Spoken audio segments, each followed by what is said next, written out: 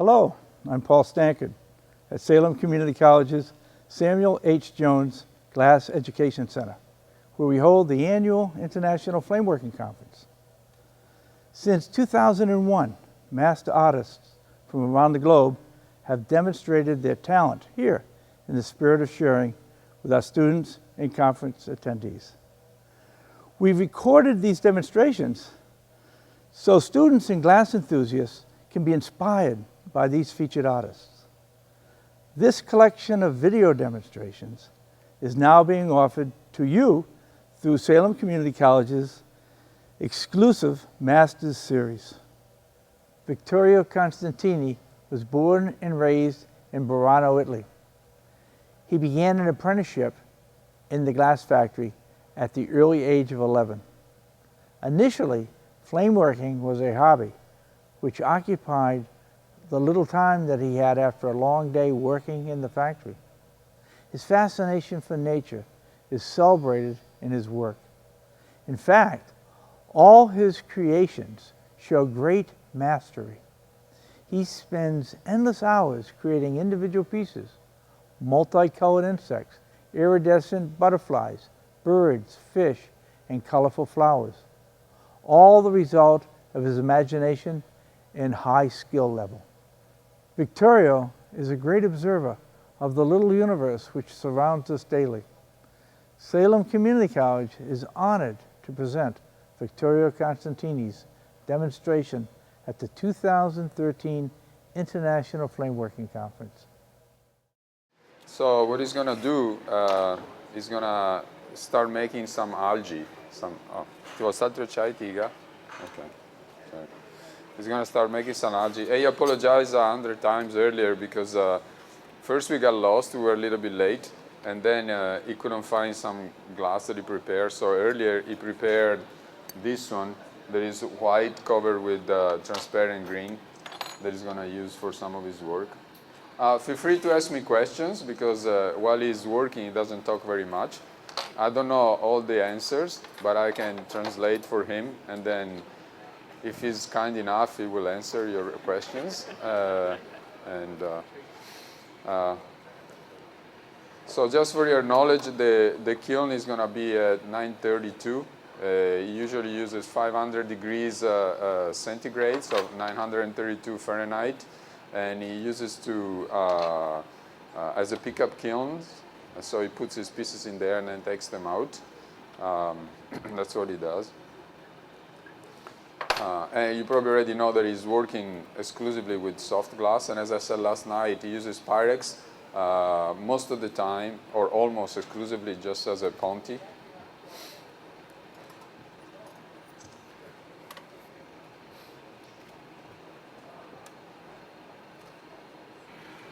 I'll just ask him what kind of torch he uses in his house. He's got a torch that he bought at a company outside Venice that is called MT. They also produce kilns, but also torches. But he says this torch here is very good for him. Anche se non ha punta piccola al centro, no? Esatto, yeah. And the only thing that is missing this torch for his work, for his detailed work, would be the center point, the teeny tiny flame, but I don't think he's going to use it today.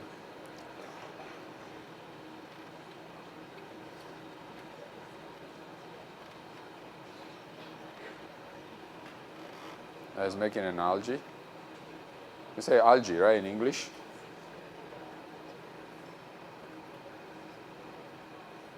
So he told me not to tell you what he's making. It's going to be a surprise, or you will see while he's through his demonstration. And he's going to use the secret tool that we always use in Burano. There is a clothespin made out of wood. Everybody in Burano uses it. Some people also use a metal one, a metal clothespin with a long handle. And at the very end, you see it's covered with this is fiber flax. Questo è amianto. Yeah, this is fiber flax, but the one that is using that so don't get scandalized is asbestos. So That's my father does the same, but this is fiber frax.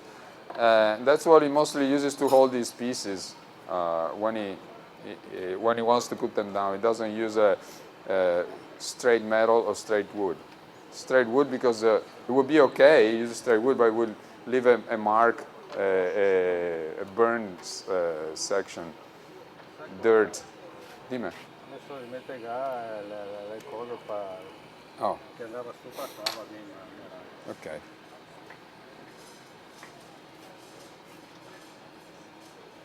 So quanti E dopo cambio. Sì, sì. So he's going to make another algae. If you want to tell you a little bit of things about the place where he came from, if you're interested, I mean, he's as you heard last night, he's from Burano, with the B, Burano. There is an island that is, I think it's about not even a mile from Murano. You can see from far, far away, it's got a characteristic bell tower that is leaning. So it's the only leaning bell tower in the entire estuary of Venice. And it was mostly an island of fishermen. Originally, Burano and the next door island of Mazzorbo, where that comes from the Latin major urbis, were a large center, the largest center of settlers. Actually, the first settlement was in the island of Torcello, that is just across the canal from Burano.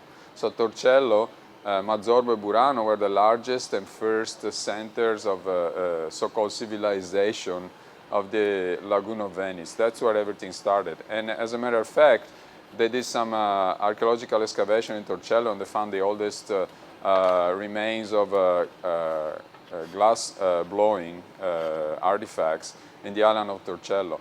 So, but after everything moved from Burano, Torcello, Mazzorbo to the island of Venice, or many islands of Venice, Burano became an island of fishermen. And it had been an island of fishermen for centuries.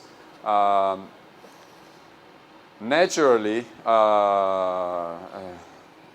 many fishermen, many young fishermen, when they grew up, they wanted not to be fishermen like their fathers or grandfather, and they wanted to do something different. And many fishermen were sent to, or many young kids were sent from the island of Burano to the island of Murano to work in the glass industry.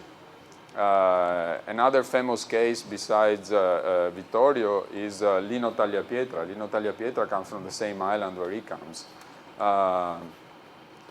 So he was sent to work glass at the early age in a glass factory. Cosa ti fa adesso? Adesso faccio sempre un'alga diversa. Okay. He's gonna do a different algae now. I'm asking you what he's doing. So instead of putting the white in between, sandwich in between, he put the white at the very end of the green, and then he kept it. And so he's gonna make a slightly different algae.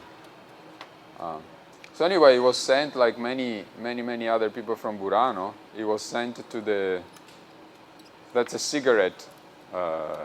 cigar cutter. Okay. He uses a cigar cutter. So he was sent to work there. And as you probably heard last night, when he was young, he started doing lamp working, like we were talking last night. He was doing lamp work when he was young, and during summer and during the weekend. And then he finally opened his own glass shop and studio in Venice. He first lived in Venice, then from Venice he moved to, first in Burano, then in Venice, and then in Mestre, and now he had a piece of land in Punta Sabbioni, and now he's in San Donà di Piave. There is about 35-40 minutes outside Venice, near the mountains, not far from the mountains, on the hillside of Venice. They have very good wine there. That's why we moved there.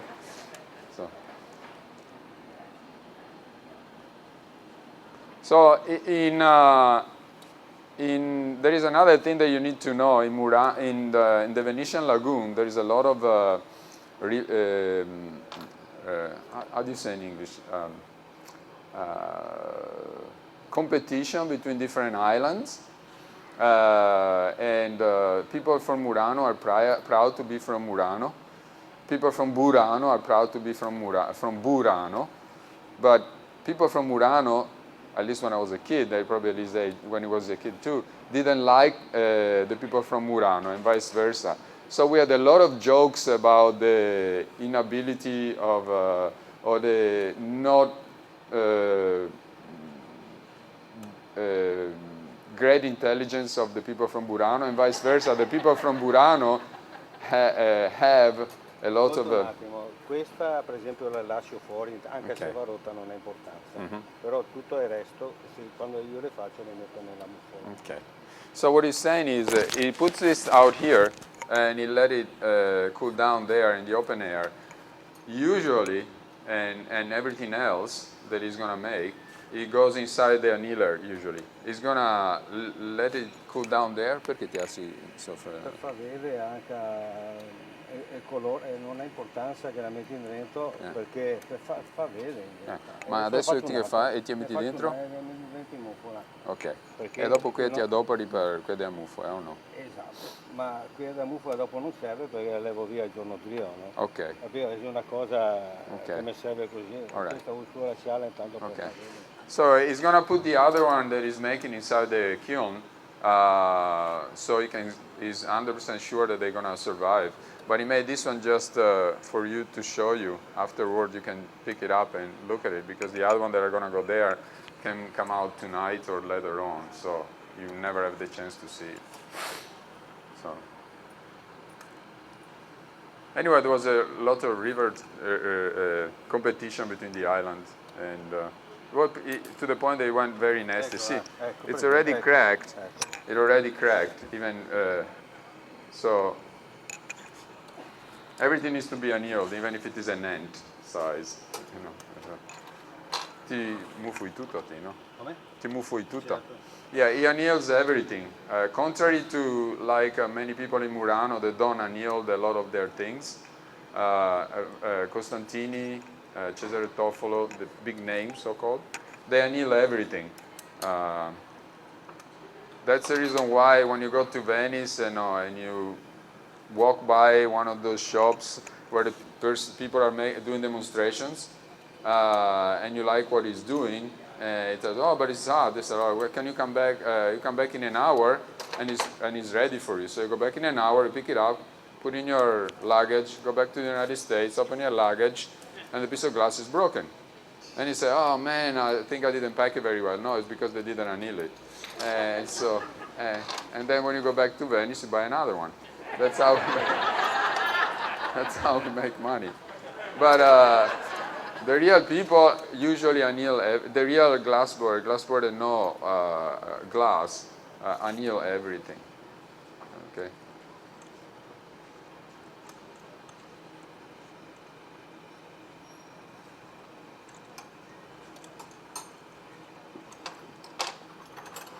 Questo fa vedere perché scoppia il nostro vero. E adesso? Adesso ne faccio una e la butto. So again, he's repeating that. He just wanted to show you how you make it, the technique that you make, and leave it there. It didn't survive, just to show you if it survived. And now he's going to put it inside there, inside the kiln, the next one.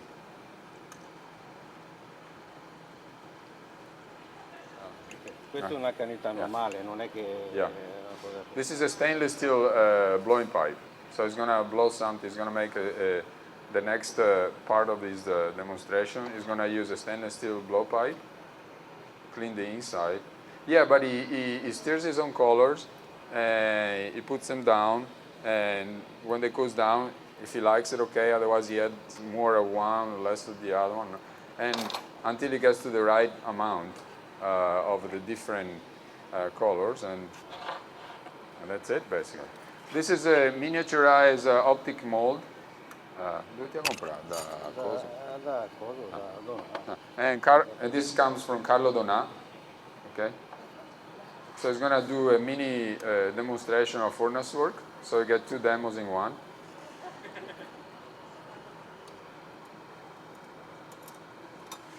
Questo colore non è che esiste, lo fa solo, mi adesso vedere la differenza, cosa diventa, adesso io non ho messo niente qua, no? Bianco. Sembra che non ho messo niente, ho messo un po' di bianco davanti. So what he did, he put just on the opening, just on the very opening, he just kept it with a very, very small amount of white, he said. It looks almost no color at all. So it's basically going to be like a thin, very thin layer of white on the inside that looks almost like silk, it will look like. And now it's now all green. Praticamente che è matcha adesso. No. Lo fai i tubetti. Yeah.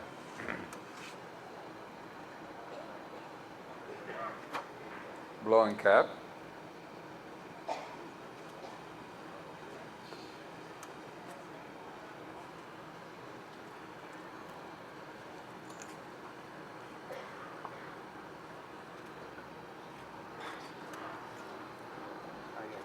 Non vedo. He said, ay, ay, ay, he cannot see. He can see what he's doing. Te tiro su se ti vuoi, un po' più alto. Più luce varia, però non è che vedo tanto. Si può cavare a casa. Do you mind if we take off the paper? Okay.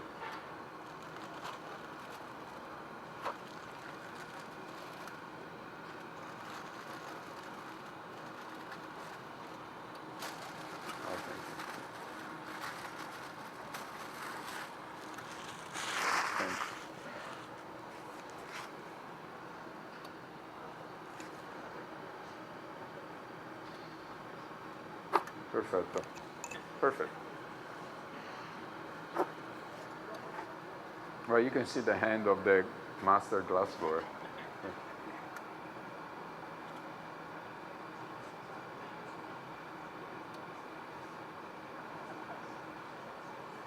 E poi ti metti in muffa e ti assi qua fuori. Però questi dopo in realtà va attaccare sulla base. Esatto. Dopo vi spieghiamo. So this goes is going to go directly into the kiln as well.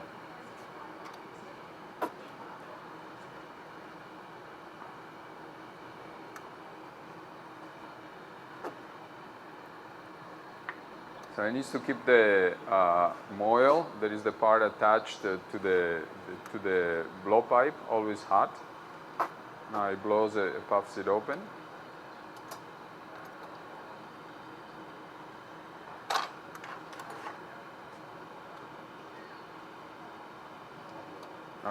It's a little bit greasy, so it needs to burn the grease, the wax.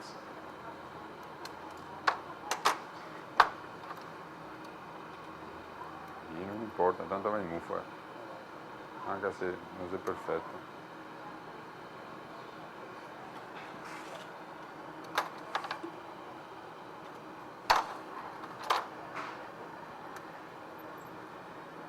So using tweezers as jacks. Very carefully.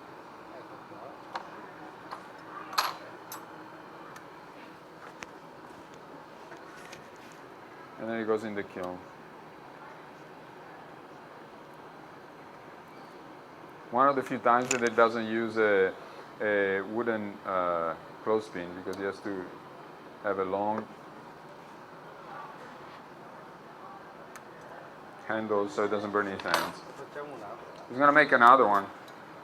So while he's making another one, I'll finish what I was telling you about Burano. Now we have I hope Graziella doesn't get offended. Neither he doesn't because he doesn't understand my English. But for instance, when we were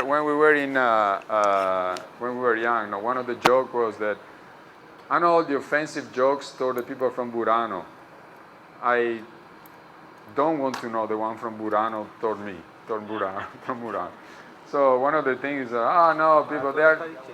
So io contare che barzelletta del Buranese.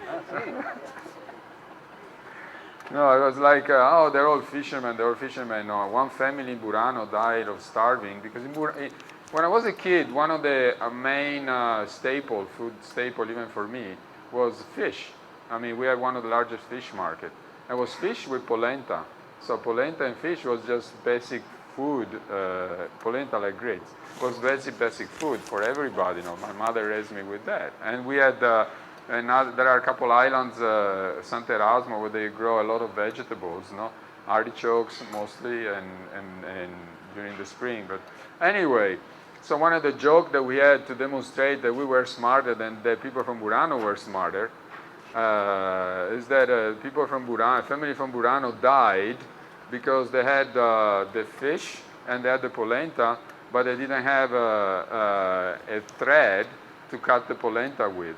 Because the polenta, as soon as the polenta gets poured on the table, to cut it, use a thread. You go under it, and then you pull it up, and you cut it in slices. That's how you do it. But that's the only way that we were. It was like a capital sin in my house to cut the polenta with a different tools instead of or a knife, or we have to do it with a thread. So the joke was the people from Burano, a family from Burano died because they couldn't find a thread to cut the polenta. So it was pretty nasty, but when you're a kid, it's a joke, and unfortunately. So that's the way it went. But then there's another thing, the island of Burano. There is if you ever seen pictures, like you saw a couple pictures last night, all the colorful houses, they're all completely different colors from each other. Originally, there is it's not a legend, but it's something that people say, that they have that color because when they came home at nighttime sometimes from fishing, and during foggy nights, they could recognize their house by the color. I don't know if it is true, but that's what they say it is. Now is imposed by the government of Venice. Burano has got his own little local government, but not with big authority or big power. But the power from Venice imposes to Burano to paint the houses in different colors like they used to be 2 centuries ago, to keep that historic characteristic. So even if a person from Burano wants to paint a different color, they cannot do it. They have to, or the same color as the next door house, they have to apply to the bureaucracy in Venice, and the bureaucracy in Venice said, no, sorry, it's an historic place, you cannot touch it. Oh, scusi me. You cannot touch it. So it's gonna use a smaller torch, a smaller flame, and it's gonna make a head of an animal. Questi ho qua, ho anche qua, quella è più solida. Io questo sempre sull'angolo qua. Ah, sì. Sì, perché quella posacane non funziona. So in Burano, almost everybody now do something else, except for a few families. There are still a couple of families still fishing. Most of them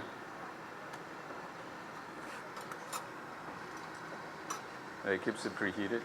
That's what he's going to use that. And he's going to use a leather for the head when he picks up the head from the kiln to keep it hot over there instead of putting directly in the flame. Dopo. Vabbè, ma questo Ma perché non si rompa più vicino, ho capito. Esatto, perché sennò Yeah. quindi questa Yeah. strada si svena, dopo tacca il fuoco. So what he's doing that because when you, this is interesting. So when you work with soft glass and you put it in the torch, after a while you know that it's gonna crack like half an inch or a quarter of an inch near where it's hot. So since leather, he has to use that piece of glass to make an object that he doesn't want to lose the object because they crack and the object will crack down. So what he does, he preheats about 1.5 inches of the rod inside there, or 1.5 inches to 2 inches, so he will avoid leather cracking the quarter inch from where the glass was molten. You understand? Okay. I don't know if I was clear or not. So that's why he did that. That is a news for me. I didn't know that. So I got one of his secrets finally. Tu ti hai detto che no vuol dire sì. No, ho detto che finalmente ho scoperto uno dei tuoi segreti. È bene. Ah. Bene. He said, good. questo è il Pyrex, no? Sì, esatto. Yeah, this is Pyrex on his left hand. He's using Pyrex now as a supporting ponti, come un ponteo praticamente. Esatto, Yeah, as a perché, ponti. perché in realtà posso Yeah. a scaldarlo Sì, senza esatto. nessun problema, che vince in quel vero normale, non Se si può rompe, fare. più Però se fonde. posso farlo lo stesso, però Yeah. trovo meglio, meno difficoltà. Perfetto. So it's using Pyrex because a Pyrex ponti, because it can go in the flame even with the ponti, and the ponti is not going to melt and it's not going to crack. He used to use soft glass in the old time, but and he still knows how to use it. But this is much easier, makes his life much easier. So he's picking up some frit. Che cos'è sto qua? A voglio. Allora, Ma è tutto qua a prova, a vedere se mi va bene perché Oh. fatalità. Okay. So I asked him what color it is. The first one was white. The second one is ivory. We'll mix some. There is some amethyst. No amethyst. Sorry. Transparent yellow. And this is opaque yellow. But this is not the real piece. He's trying to see if this is the right color and the right amount of colors frit that he wants to apply. So it's better if I check it out before I make the piece, because if it is the wrong color, then I'm going to be unsatisfied. That's what he said.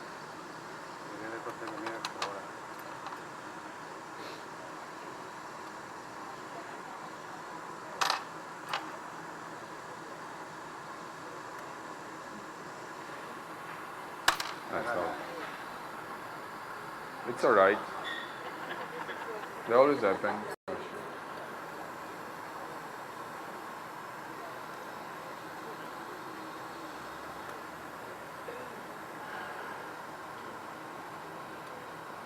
The mini glory hole. È piccolo formino di riscaldamento, avevo detto.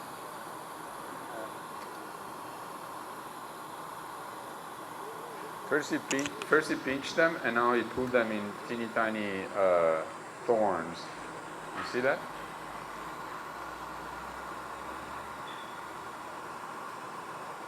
So what he had pinched before, flattened them. Now he's pulling them into little thorns. So what you would do without seeing first, if you see those thorns, your brain would say, okay, I just apply some glass and then stretch it. And it doesn't come out as well as he does. So what he does, first he squeezes it into a little flat piece, and then he heats it up and pulls it out into a thorn. So you're going to have a flat thorns coming out. Instead of a round one, it's going to be something that is pointing a white on this way, but flat and on the other side. But you can see where he's going. Did you guess what he's making? Sort of fish family? Huh? A seagull? A seahorse. A seahorse. So that's another special tool. You know, you can use anything you want, to make the, what do you call it in English? The gill. Thanks. To make the gill. So it's a piece of a tube. Basically, just press only part of the tube there to make the gill. So you're going to make the, questo è il maschio o è femmina? Posso aggiungere quando voglio. He hasn't decided if this is going to be the male or the female, he said.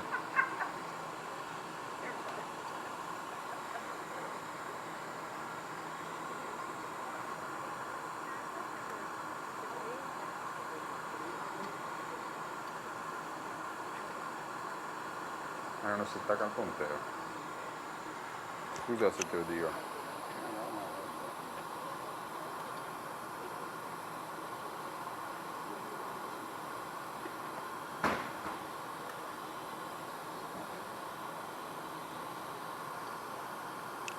Quindi sì.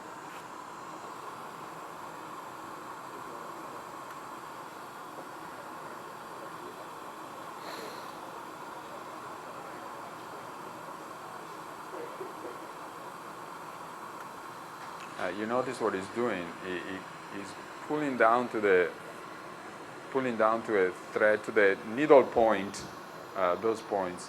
And since he has to keep everything hot, they keep melting, and so he keeps re-pulling into a needle point 2-3 times. You already did it 3 times by now. Refixing those points, those teeny tiny needle points that he melted.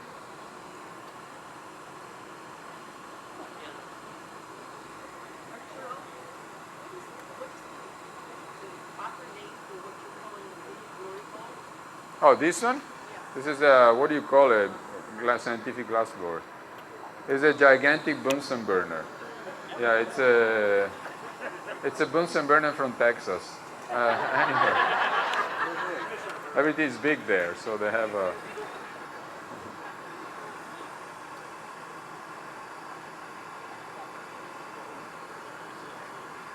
Questo è muffa.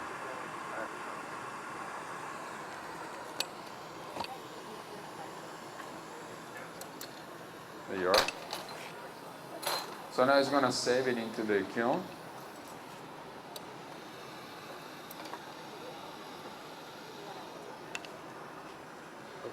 Sì. So this is Pyrex again, and adesso ti fa il corpo, no? And now it's getting ready to make the body of the Seahorse.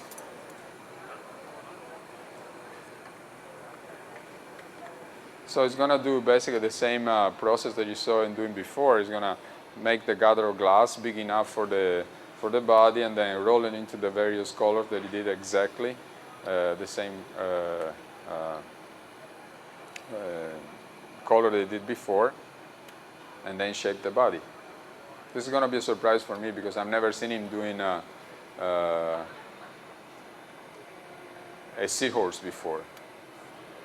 So it's funny because I haven't seen Costantini working very much in Italy, because when I was young I was doing my own production and making my work, and when I was walking by his shop, it was always in the evening, so it was always closed, you know.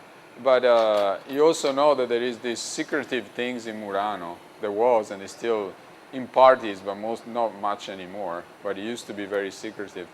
But for instance, I never seen Cesare Toffolo working blowing glass until he came to the United States. That they asked me to do is he taught a class at Corning, so I had to interpret for him. Up to the point, every time I went to certain shops, including Cesare, they turned the flame off and they never let me look.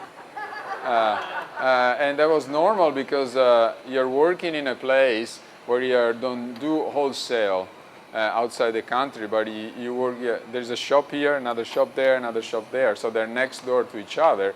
So if you make a certain object with a certain technique that the next door shop doesn't know how to do or to perform, you make more money. So since the bottom line was selling more of your work, or so-called becoming famous with your work, it's also logical that they didn't let the next door guy know. It's basically, there is no trade secrets, you know. You cannot be like Monsanto and trademark the GMO seeds, no. So if you cannot do that, then you close the door to the other glass blowers. That's what we did. And so for me, it was very hard to learn. I had to learn all by myself. Even for him, no, they didn't let him. He had to learn all by himself. And that was this is the story of most of the people of my age or his age. Now it's different. In Burano, nobody wants to be a glass blower. In the United States, yes. And we come to the United States and teach to the people of the United States whatever we know, whatever we think we know. So but it was very interesting for me. Oh, do you see the shape of this smasher? They are open, so when you close it, they still stays open. See, when you close them, they still stay open. So you can smash them and create the body of the Seahorse with it, exactly at the angle that you want. So that's a nice tip for you to create your own tools. And so he made this. No, un momento, questo è il primo strumento che quando all'inizio dovevo cominciare a lavorare. Ma c'era curvo, c'era verto così o c'era parallelo? Era parallelo. Ok. Ma tu lavora a Iume? Eh sì, quando ho cominciato. Ok, so quanti cominciavi, quanti anni ti avevi? Avevo 19 anni. 44 più 19, 44, 54, 63. So this tool, 44 più 19 fa 63. Nel 1963 è caduto per questo qua. So this tool was actually the two top part. He said that they were parallel when he got it, and he got it in 1963 when he started doing lamp working, and then when he got other tools and better, then he bent it open because he's got better measure now, and he uses for that purpose. But this was one of the first tools that he ever used when he was young doing lamp working. I don't want to distract you from watching what he's doing.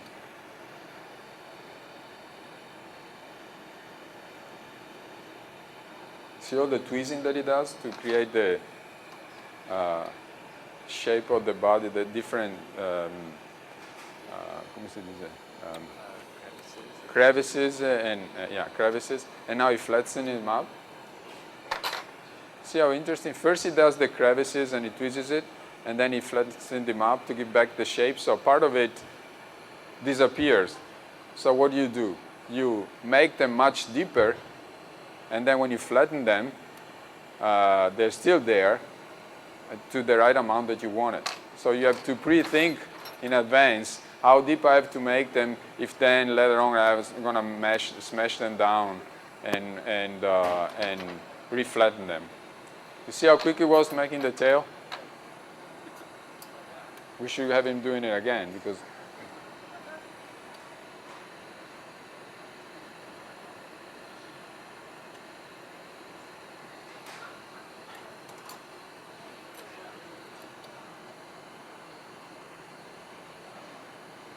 ti ha bisogno di qualcosa.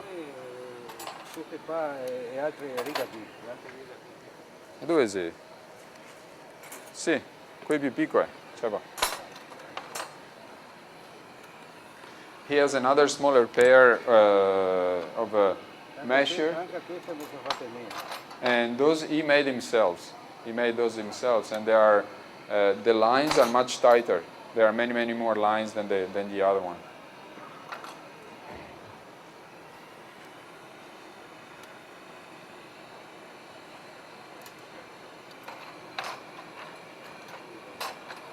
Cosa serve?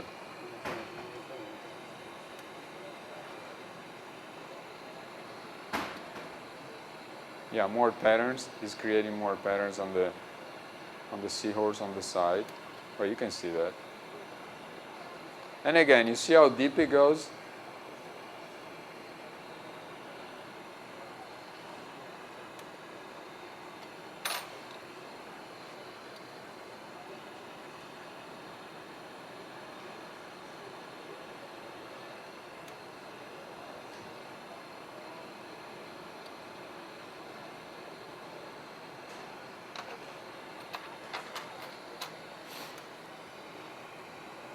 No, my horse would be cracked by now, but it's all right. So it keeps flashing it, but how much you have to flash it in the flame without ruining what you just made, without melting down what you just made? That's the master's hand.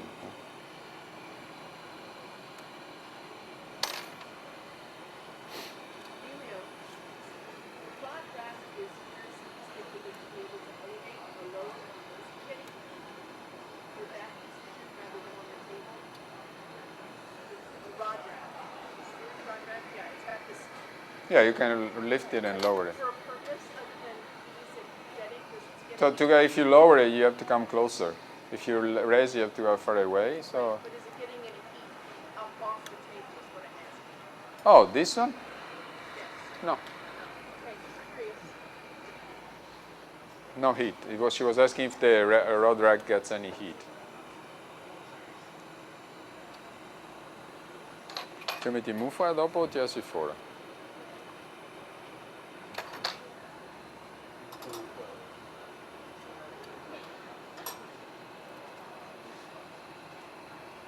See, that's much easier because that flame there allows you to reheat the entire piece slowly with a no powerful flame without melting any details that you put on.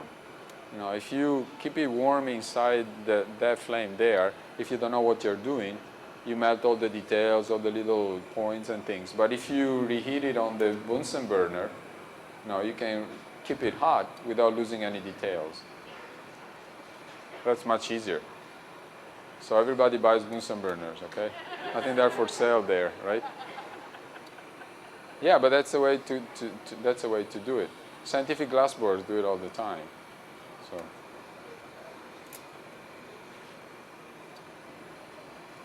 So you shouldn't say no to new technology or technology that people use it in other fields, because this is was mostly done by scientific glassblowers.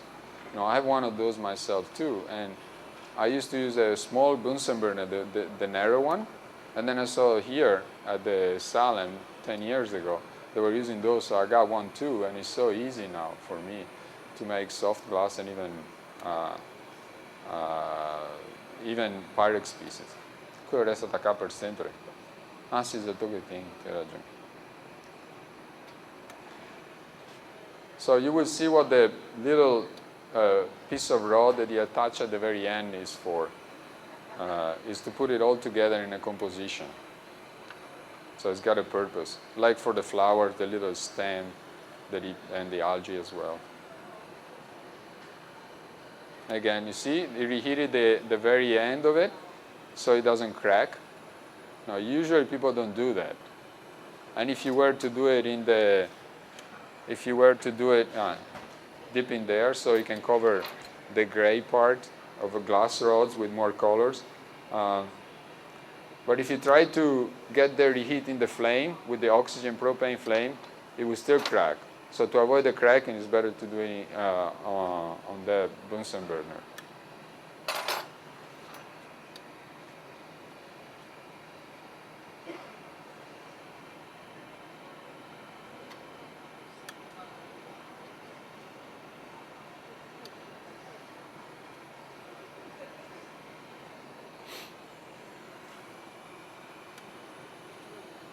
Am I talking too much? No? Quando che ti vuoi metterlo dentro? Tu mi dici. So qua da Dio di te. Ah? Basta che mi dica di verse è un fuoco che è verso.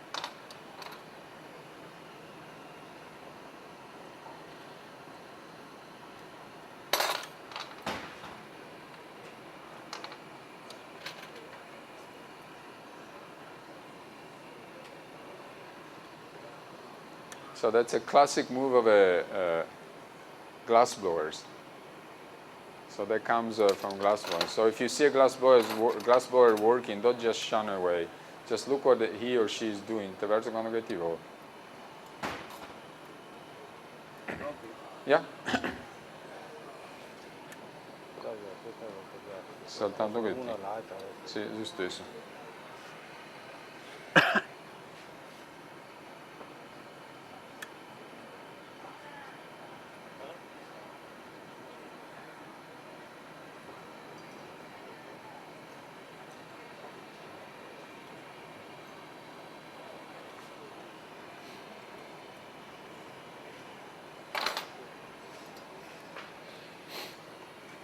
See how focus is and quick?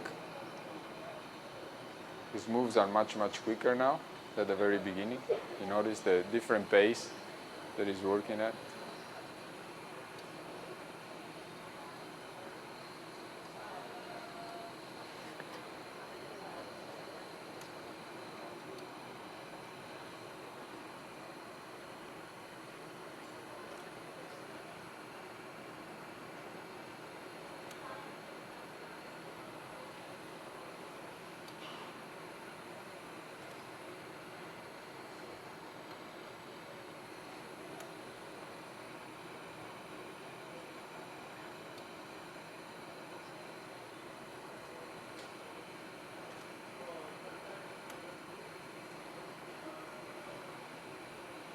It's amazing because for a master, the glass stays hot longer and it doesn't crack.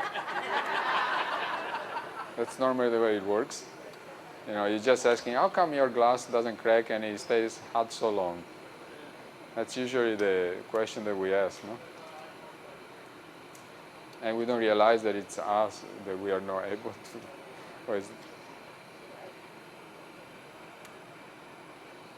Beautiful. Beh, sta venendo fuori bene.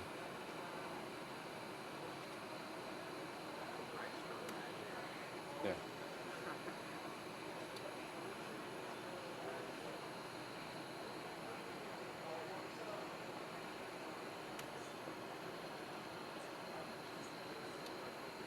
You see how much care is spent. Ci metti in muffa, ti va a finire la roba davanti. Te lo fermo un attimo, ok? Matteo, dove che ti vola? Andare solo fiber, che va bene. So it's gonna show you the piece now. Okay. So those are the pieces that do you remember when he made the little tubes? Okay. Those are how yeah, that's how he does it. Okay. So those are made hot. So he makes those little tubes that you saw him doing. He saves them over there, and then he makes a big gather of glass, a huge gather of glass, a big patty, and then one by one he has the patty, this big patty, no, ponty, on a Pyrex ponty, and then one by one, with this flame going and the flame going, one by one he picks up the tubes and he attaches it on the patty, reheats it, another tube, attach it, reheats it, and he creates those bases. That's how he does it. Then after he has those bases that they look like, so he made those tubes with the optics, so they look like those how do you say, animals or crustaceans under the sea. Then he uses this as a base for his assemblage. At the beginning they used to make algae thicker and bigger than those, and then fuse the horse on the algae. But it was very, very delicate, very dangerous. Many times it broke. And then they fused all the algae together at the base. But he had his biggest problem was shipping. So he wasn't able to ship all these pieces. They didn't arrive in one piece. So he came up with this device. I said, why don't I make the base with the tubes? And then I take my algae and I put my pieces inside like this, and I create my composition. So there's going to be the horse, the flower, the sea, underwater flowers, the algae, all inside those tubes, and those tubes will look like crustaceans or underwater, undersea object. Now, he pre-prepared some of them, so because he couldn't make, with a limited time, he couldn't make even this one. So he prepared some of them, and then it's going to show you how the composition is going to look like put together. So he wanted to show you how to make the different parts, and now he pre-prepared the parts and he puts together for you here, and he's going to assemble it for you here. He's got a lot of nice seahorses here. Yeah, so it's got all those underwater flowers.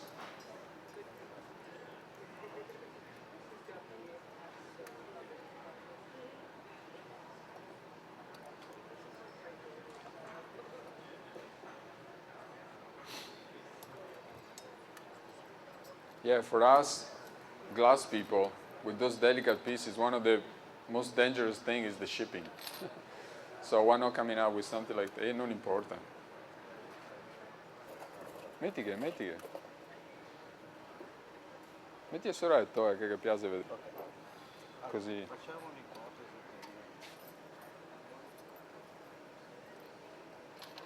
It's got a few of them.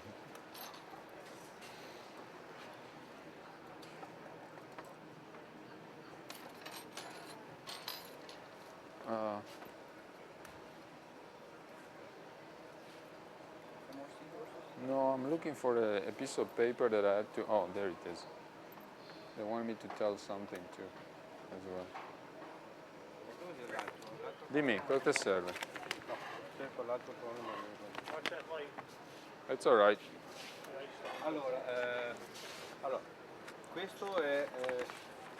Okay, so it's got two kinds. One is just plain glass, and the other one is etched. One is etched, so one is shiny and one is not shiny.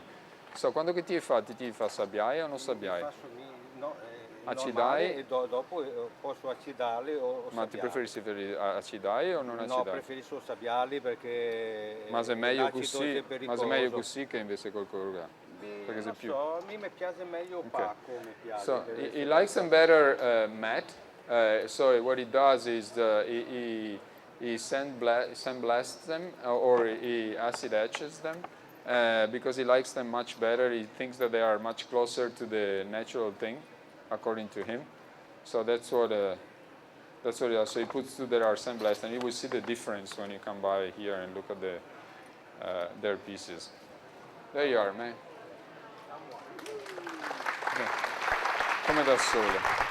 Questo è un tipo di alghe che va ai cavalli marini e questo è un altro tipo che va... Vittorio, thank you. We're going to take a break and then we'll continue on